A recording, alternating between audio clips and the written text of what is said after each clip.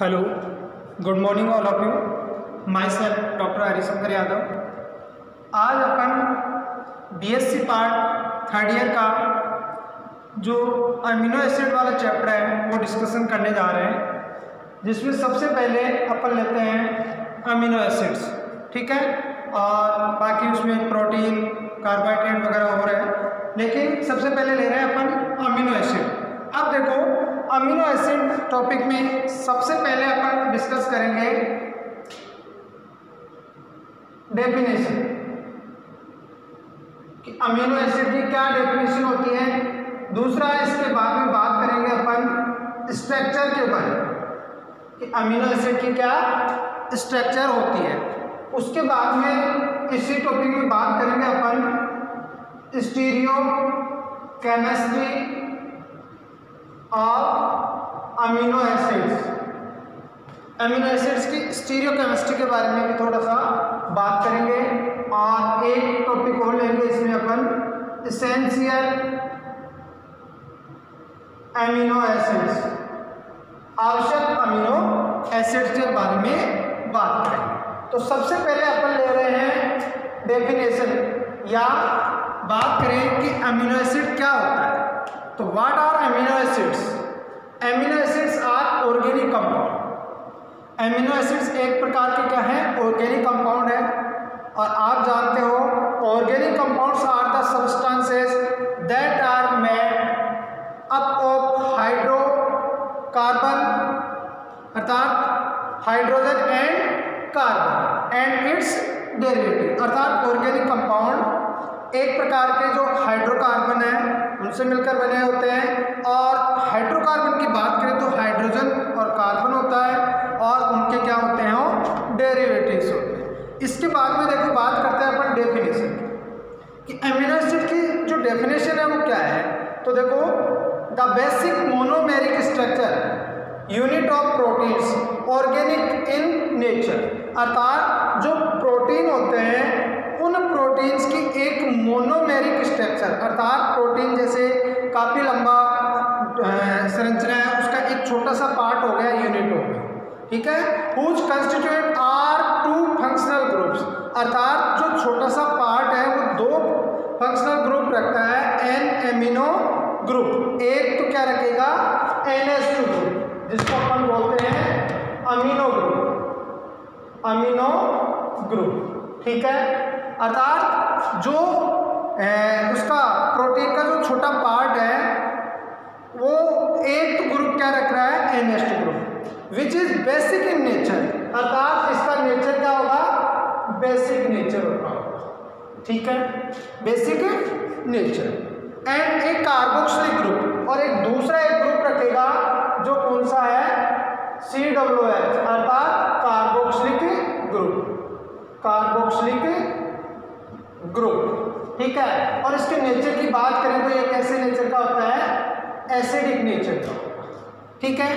तो देखो, ओवरऑल यदि अपन डेफिनेशन एक साथ यदि डिस्कस करें तो क्या होगा कि the basic monomeric structure unit of proteins organic in nature whose constituent are two functional groups, an amino group which is basic in nature and a carboxylic group which is acidic in nature are called as amino acid. अर्थात amino acid में दो प्रकार के group होंगे, जिसमें पहला group होगा NH2 group और दूसरा एक ग्रुप होता है कार्बोक्सिलिक ग्रुप। ये दोनों ग्रुप प्रेजेंट होंगे, इस कारण से क्या है, अमीनो एसिड, ठीक है।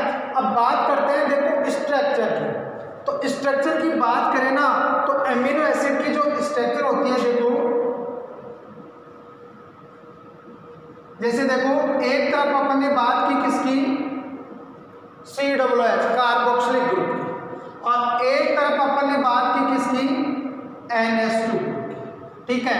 तो ये क्या है, एक प्रकार का अमीनो एसिड ऑर्गेनिक कंपाउंड, एक ऐसा ऑर्गेनिक कंपाउंड है जिसमें क्या है, अमीनो ग्रुप भी है और कार्बोक्सिलिक ग्रुप भी है। अर्थात ये ग्रुप तो कौन सा हो गया, अमीनो ग्रुप, और ये कौन सा हो गया, कार्बोक्सिलिक ग्रुप, और ये एल्काइल पार्ट है, और ये क्या है, एक हाइड्रोजन, और इस कार्बन को अपन क्या बोल सकते हैं, अल्फा कार्बन भी बोल सकते हैं क्योंकि अल्फा पोजीशन पे है।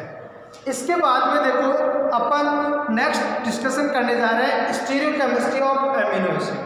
तो सबसे पहले अपन बात करें किसकी, कॉन्फ़िगरेशन की। तो देखो for all the common amino acids except glycine the alpha carbon is bonded to 4 different groups. अर्थात अलग अलग प्रकार के क्या होते हैं, एमिनो एसिड्स होते हैं जिनमें एक ग्लाइसिन है। क्या है, ग्लाइसिन है, ग्लाइसिन जिसकी स्ट्रक्चर देखो क्या होती है, NH2CHH और यहाँ पे कौन सा ग्रुप आएगा, कार्बोक्सिल। तो यहाँ पे जो अल्फा कार्बन है, इस अल्फा कार्बन पर चारों ग्रुप डिफरेंट नहीं है, इसमें ग्लाइसिन। तो ग्लाइसिन एक प्रकार का ऐसा अमीनो एसिड्स है जिसमें सभी जो अल्फा कार्बन से जुड़े हुए ग्रुप हैं वो डिफरेंट नहीं होते। तो the alpha carbon atom is the से कायरल सेंटर। इसके अलावा जो भी अमीनो एसिड्स हैं उनमें ये क्या पाया जाता है, कायरल सेंटर पाया जाता है इस अल्फा कार्बन पे। क्यों, क्योंकि इसमें क्या होते हैं, डिफरेंट ग्रुप जुड़े हुए होते हैं। अब देखो optical properties of amino acids देखा जाए तो the alpha carbon of each amino acids is attached to 4 different groups. मैंने कहा कि ग्लाइसिन के अलावा जो भी अमीनो एसिड्स होंगे उनमें जो कायरल सेंटर है वो अलग अलग प्रकार के डिफरेंट ग्रुप से क्या होगा, अटैच होगा। एंड इज दस ए कायरल या ऑप्टिकली एक्टिव कार्बन एटम।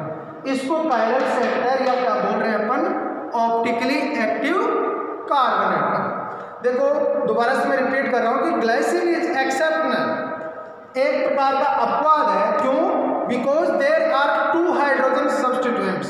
अर्थात इसके ऊपर सेम 2 प्रकार के क्या है, हाइड्रोजन है at the alpha carbon, thus it is optically inactive. अर्थात ये किस प्रकार का होगा, ऑप्टिकली इनएक्टिव, ऑप्टिकली इनएक्टिव होगा अर्थात निष्क्रिय होगा। तो amino acids with asymmetric centre at the alpha carbon can exist in 2 forms. अर्थात यहाँ पे इसके अलावा जो भी अमीनो एसिड है उनमें यह कायरल सेंटर या एसिमेट्रिक कार्बन बोल रहे हैं अपन इसको, इसके कारण से यह अलग अलग प्रकार के जो 2 फॉर्म्स हैं उनमें एग्जिस्ट करता है।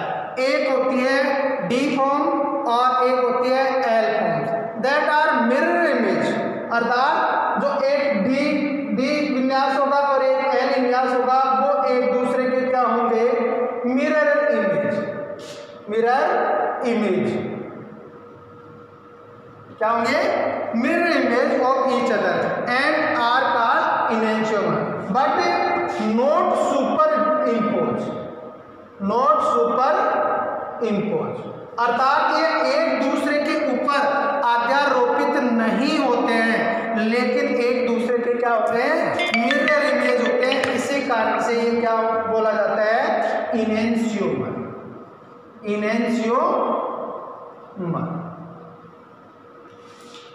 ठीक है, इनेंशियोमर्स बोला जाता है। तो all amino acid found in protein R L configuration. अर्थात जो प्रोटीन में कॉमनली होते हैं वो एल प्रकार के कॉन्फ़िगरेशन रखने वाले ही अमीनो एसिड्स पाए जाते हैं। लेकिन कुछ जो सेल्स होती हैं जैसे एंटीबायोटिक तरह की या बैक्टीरियल सेल होती है वाल्स में, वो क्या होते हैं, कुछ में उनमें डी कॉन्फ़िगरेशन भी पाया जाता है। तो ये एग्जाम में पूछा जाता है क्वेश्चन की ज़्यादातर प्रोटीन में अमीनो एसिड का कौन सा कॉन्फ़िगरेशन होता है, तो उसका आंसर होगा एल विन्यास ज़्यादा पाया जाता है। ठीक है, अब देखो the 2 enantiomers of each amino acids are design by D या L system according to the D and L glycerate. अर्थात जो डी और एल विन्यास दिया गया है वो किसके आधार पर दिया जाता है, जो बेसिक अपन काम में लेते हैं ग्लिसरेट। अब ग्लिसरेट में देखो क्या होता है कि हाइड्रोक्सिल समूह, जो हाइड्रोक्सिल OH समूह होता है उसमें वो लेफ्ट साइड में होता है क्या होता है, लेफ्ट साइड में होता है तो उसको एल विन्यास दे देते हैं अपन। क्या दे देते हैं, एल विन्यास। और राइट साइड में यदि हाइड्रोक्सिल समूह या OH समूह आ रहा है तो उसको अपन क्या बोलते हैं, डी कॉन्फ़िगरेशन। अर्थात लेफ्ट साइड में आ रहा है उसको एल और डी साइड में आ रहा है तो उसको क्या बोल रहे हैं अपन, डी विन्यास। अर्थात एक क्या हो गया, डेक्स्ट्रो रोटेशन और एक हो गया लियो रोटेशन। अब देखो अमीनो एसिड में अपन दोनों ही प्रकार के देखते हैं। तो देखो जैसे मैं एक एलेनिन का एग्जाम्पल ले रहा हूं, किसका, एलेनिन का एग्जाम्पल ले रहा हूं, ठीक है, एलेनिन का। यहां पे क्या है, NH2 और यहां पे क्या है, COOH, ठीक है।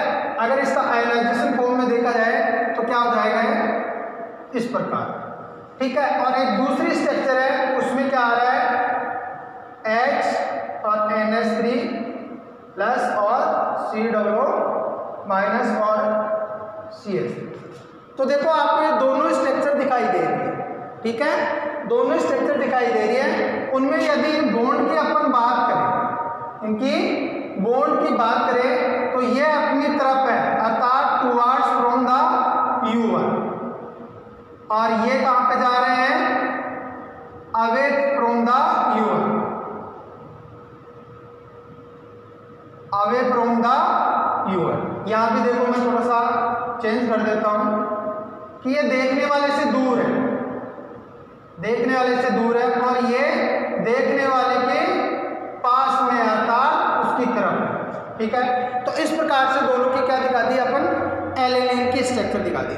अब देखो वहां दूसरे अध्याय में तो हाइड्रोक्सिल समूह के बेस के आधार पे डी डेक्स्ट्रो और लियो का नाम दिया, ठीक है। और यहाँ पे जो NH2 समूह है उसके आधार पे डी और एल विन्यास दिया गया है। अर्थात डेक्स्ट्रो रोटेशन होगा तो डी विन्यास और लियो रोटेशन होगा तो एल विन्यास। अब इस पोजीशन में देखो ये कहाँ पे आ रहा है, लेफ्ट साइड में है तो इसका एल कॉन्फ़िगरेशन होगा, जबकि इसका देखो राइट साइड में आ रहा है तो क्या होगा, इसका डी कॉन्फ़िगरेशन होगा, ठीक है। तो आज देखो इस वीडियो से आपको समझ में आया होगा कि अमीनो एसिड्स क्या होते हैं, उनकी डेफिनेशन क्या होती है, उनकी स्टीरियोकेमिस्ट्री क्या है, ठीक है, ये सारा ओवरऑल समझ में आया होगा। इसके बाद में एक टॉपिक और बचता है जिसमें आता है इसेंशियल अमीनो एसिड्स, ठीक है, इसेंशियल अमीनो एसिड्स।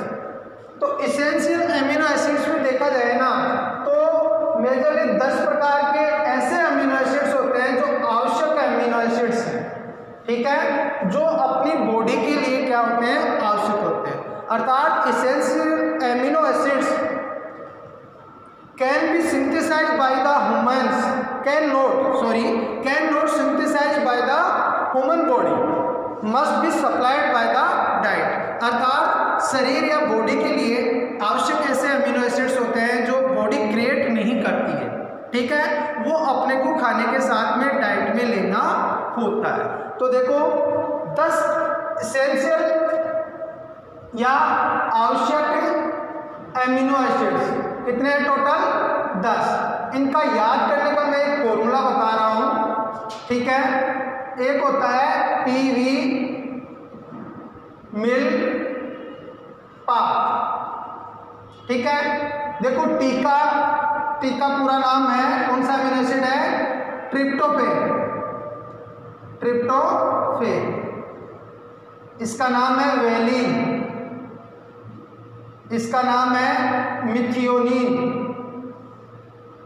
ठीक है, इसका नाम है आइसोल्यूसिन,